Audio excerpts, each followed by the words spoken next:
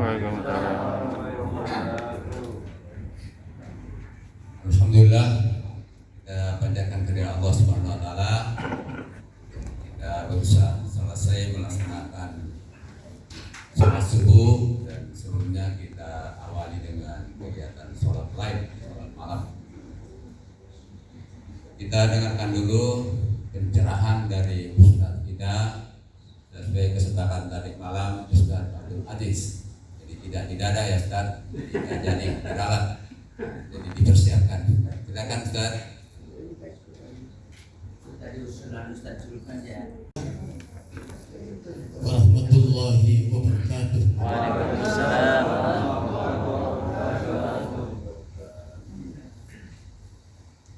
Alhamdulillahilladzi hadana li hadza wa ma kunna linahtadiya lawla an hadana Allah. Asyhadu an la ilaha illallah wahdahu la syarika lah wa asyhadu anna Muhammadan abduhu wa rasuluhu wa la nabiyya ba'da. Allahumma salli wa sallim ala sayyidina Muhammadin wa ala alihi wa ashabihi wa wala. La hawla wa la quwwata illa billah. Amma ba'd. Qala Allah ta'ala fi kitabihil karim, a'udzu billahi minasy syaithanir rajim. Bismillahirrahmanirrahim. Ya ayyuhallazina amanu ittaqullaha wa la tanzur nafsun ma qaddamat lighad. Wattaqullaha innallaha alimun bima ta'malun. Sadaqallahu al-azim wa sadaqa rasuluhun nabiyil karim.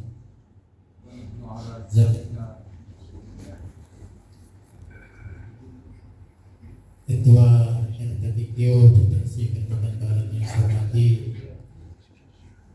Kepala Biro Isra serta Provinsi Kalimantan Barat yang saya hormati, Bapak-bapak, ibu-ibu, para ustaz, ustazah yang dirahmati Allah, wabil khusus kepada para pelatih, pendamping yang dirahmati Allah, dan wabil khusus kepada seluruh peserta musabaqah tilawatil Quran tingkat nasional ke-30 mewakili Kalimantan Barat di tahun 2024 yang sudah hadir di Kalimantan, yang kita cintai dan kita banggakan. Alhamdulillah, rasa syukur dari Allah Subhanahu wa taala atas nikmatnya pada kesempatan hari ini adalah subuh hari yang kedua kita berada di Samarinda, Kalimantan Timur, dalam satu kegiatan event besar yang namanya Musabaqah Tilawatil Quran tingkat nasional yang ke-30 yang tuan rumahnya adalah Provinsi Kalimantan Timur, ditempatkan di Kota Samarinda. Hadirin hadirat yang dirahmati Allah, sebenarnya tidak adil subuh hari ini saya tampil, karena tadi malam yang mewakili kamar saya itu sudah tampil Pak Gubernur.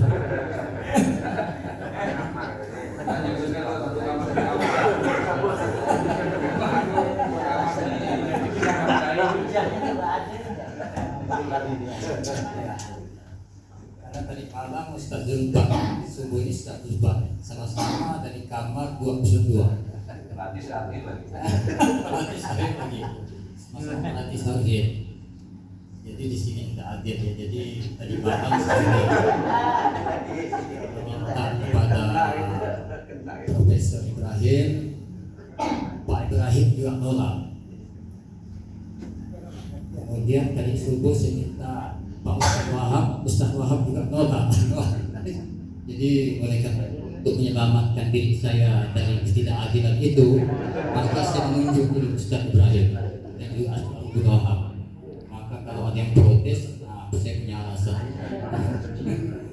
Nah, hadirin hadirat yang dirahmati Allah, alhamdulillah di negeri kita ini ada event Musabaqah Tilawatil Quran sudah diselenggarakan dan ada payung hukumnya secara terstruktur dari tingkat kecamatan, bahkan ideal itu desa, kecamatan sampai ke tingkat kabupaten kota, provinsi, bahkan sampai ke tingkat nasional. Dan ini tidak akan pernah berhenti dari setiap waktu yang kita jalani, dari tahun ke tahun ada terus. Kalau tidak MTQ tingkat kecamatan, tingkat kabupaten kota, kalau tidak kabupaten kota, provinsi, kalau tidak provinsi nasional, kalau tidak MTQ ada STQ. Ini luar biasa ini. Yang substansinya saja kita mengusung Al-Quran, meninggikan Al-Quran, mengangkat Al-Quran, mengutamakan Al-Quran di semua kegiatan yang terkait dalam ini adalah selalu menyokong dan meninggikan Al-Quran. Hadirin hadirat yang dirahmati Allah, ini momen ini tentu harus respon. Bagaimana kita merespon momen ini? Artinya kita mengambil makna dari momen. Karena orang hidup itu berhadapan dari satu momen ke momen yang berikutnya. Kemarin kita berapa bulan yang lalu berhadapan dengan momen Ramadan. Ramadan pergi meninggalkan kita berhadapan dengan momen Syawal. Di situ ada muatan halal bihalal, silaturahim dan ukhuwah. Lepas itu kita berhadapan lagi dengan momen haji. Lepas itu kita berhadapan dengan momen Idul Adha. Setelah itu Muharram. Hari ini selesai Muharram, kita masuk Maulid. Jadi saya lihat orang hidup itu siklus waktunya dalam 12 bulan setahun itu dia dari satu lepas berhadapan dengan satu momen, dari momen yang satu ke momen kedua. Nah, persoalan kita saat ini bagaimana kita merespon momen itu agar kita bisa mengambil maknanya. Misalnya ini kita tidak bicara soal maulid. Misalnya maulid Nabi itu kan, kalau maulid diperingati itu kan sejarah. Kita membuka kembali lembaran sejarah kelahiran, kehadiran dan perjuangan Rasulullah SAW 1400 tahun lebih yang lalu. Kalau ini kita kaji secara sejarah, Allah sudah merespon dalam Al-Quran. Jauh hari sudah mengingatkan. Apa kata Allah dalam Al-Quran? Sudah Yusuf, ini ada nama Yusuf dalam Al-Quran. Saya lupa 200 ya. Walaqad fatanna allazina min qablihim.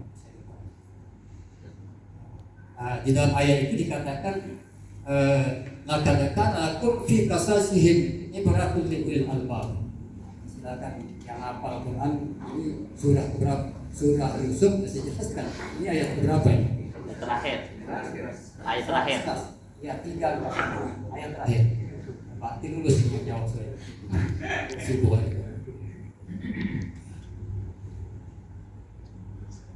Jadi Allah di sini memberikan kepada kita penjelasan bahwa laqad kana lakum fi qasasihim, kata Allah, sesungguhnya pada kisah-kisah mereka itu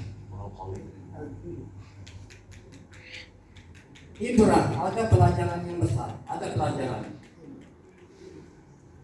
Ibratun lil albab, ada pelajaran, ada iktibar bagi orang-orang yang berpikir. Nah, jadi saya melihat dikala maulid itu sejarah sebenarnya, sejarah lahirnya Rasulullah yang kita angkat.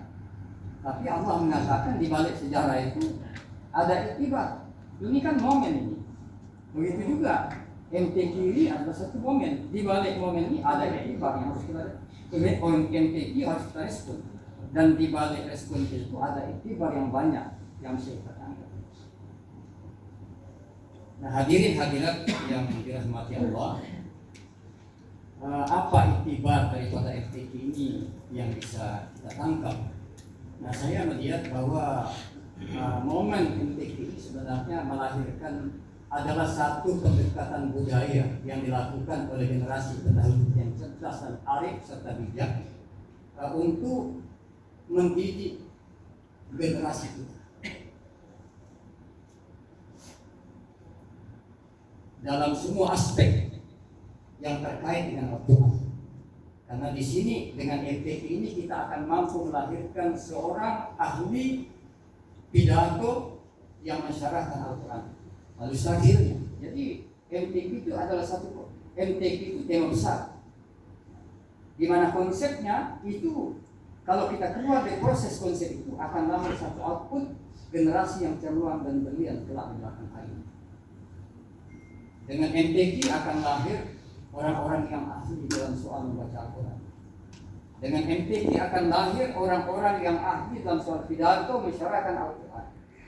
Dengan MTQ orang akan ahli menghafal Quran. Dengan MTQ akan ada orang ahli dalam soal menulis ayat Al-Quran dalam konteks keilmuan. Dengan MTQ akan lahir orang-orang yang ahli tafsir dengan tafsir bahasa Arab, dengan tafsir bahasa Indonesia, dengan tafsir bahasa Inggris. Dengan MTQ akan lahir orang-orang yang ahli dalam menulis Al-Quran dalam konteks keindahan dan seni. Ini luar biasa. Maka saya melihat, insya Allah kalau memang orang itu menekuni Al-Quran semua dimensi-dimensi yang diperlukan oleh umat manusia kelak di zaman sekian abad ke depan akan muncul dari institusi ini. Dan ini pengkaderan tidak main-main, dari bawah, dari dasar sekali. Bayangkan proses seleksi MTQ itu dimulai dari desa. Kita mencari bibit-bibit yang unggul di desa itu dalam soal menulis Al-Quran, khatnya, dalam soal penghafalannya, dalam soal pidatonya, dalam soal sarahnya, dalam soal ayat tilawahnya, dalam soal puitisasinya, dalam menerjemahkan Al-Quran. Ini kan dari bawah. Kita seleksi sampai ke kecamatan, sampai ke tingkat kabupaten kota, sampai ke provinsi, bertemu di nasional, akan lahir tokoh-tokoh besar dalam sesuai dengan bidang-bidang masing-masing. Ini luar biasa. Maka pernah ada beberapa tahun yang lalu orang apa itu ustaz yang sebenarnya itu tidak boleh perempuan mengaji depan orang tua, itu berlatar belakang. Jadi pada hari-hari ini memang ada pernyataan atas nama agama, lalu ada kajian. Karena orang banyak belajar ini lewat ini. Sekali membaca, lalu dia menyimpulkan itu dari Islam. Nanti itu berlatar belakang. Nanti kala itu saya melihat dari dimensi ini luar biasa. Jadi institusi apa itu MTQ ini adalah merupakan serangan yang dibentuk generasi kita dengan satu konsep yang luar biasa yang akan melahirkan kelak